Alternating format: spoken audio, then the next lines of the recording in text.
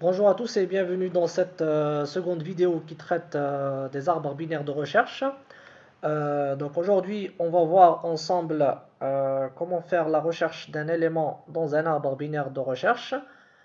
Donc on va écrire la fonction recherche d'éléments en récursif. Ensuite, on va écrire la version itérative.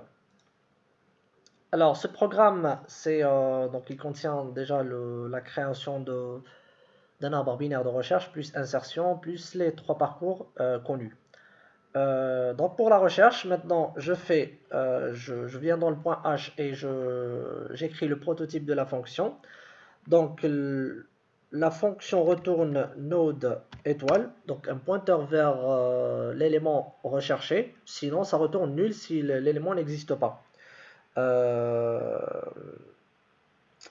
Donc je vais l'appeler find récursif, rec pour récursif. Ensuite, ça prend route et on prend également, donc ici bien sûr on peut ajouter const en fait, puisque en fait la fonction ne modifie pas les éléments, et on lui donne int value, donc la valeur à rechercher. Donc je peux ajouter le prototype de la fonction itérative, it, donc c'est la même. Alors je copie ça, je viens dans le point C et je le colle ici à la fin. Alors dans un premier temps, on va commencer par la version récursive. Alors si route égale nul, return nul. Ensuite, dans le else, donc c'est un else implicite ici, route val égale value, return route. Maintenant, if route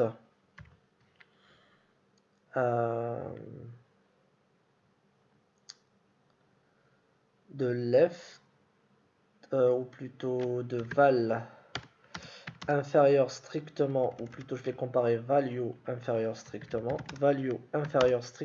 à ça, je fais return de find récursive, find rec, je vais le chercher dans le sous-arbre gauche, je vais chercher value, et dans tous les autres cas, return find récursif route, je cherche dans le sous-arbre droit, value. Donc voilà. Donc la version récursive, elle est en fait elle est très simple. Donc supposons maintenant, donc là on a un arbre qui contient alors 5, 3, 1, 4, 18, 19. Donc après les trois parcours, je vais faire node étoile P reçoit find récursive, je lui donne route et je cherche par exemple 8. Ensuite printf étoile P égale pourcentage T, je vais même ajouter un saut de ligne avant, et je lui donne P de val. Alors on compile.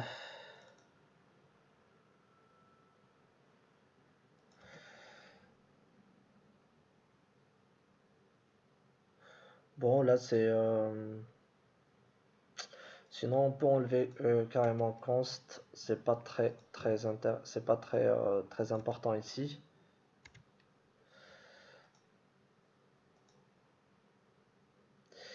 Donc P, il a bien trouvé le 8.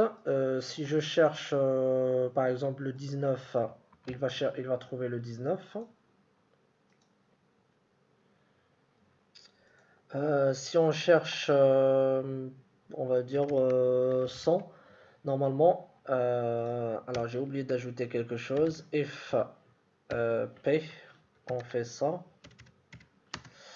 Dans le else, je fais printf non trouvé.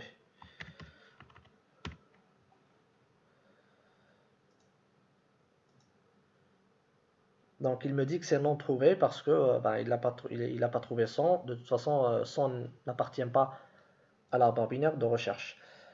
Maintenant, on va écrire la version itérative plutôt, itérative de la fonction recherche.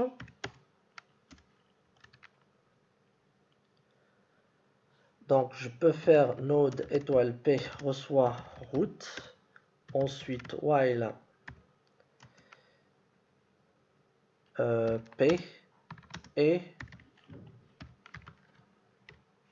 p val différent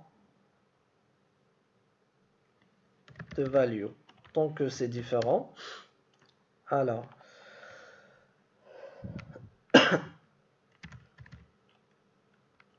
if alors value inférieur strictement à p.val, je fais p reçoit p left. Donc ici, tant que p, donc p au début c'est la racine, ensuite tant que p n'est différent de nul et la valeur du nœud courant est différente de la valeur recherchée, je teste si la valeur recherchée est inférieure, donc p il va passer, il va prendre la valeur de la racine du sous-arbre à gauche. Donc on continue la recherche dans le sous-arbre à gauche. Sinon, bah, il va prendre la valeur de p right. Maintenant, quand je sors de la boucle, soit c'est p qui est nul, soit c'est ça, on a trouvé la valeur. Donc en fait ici je fais return,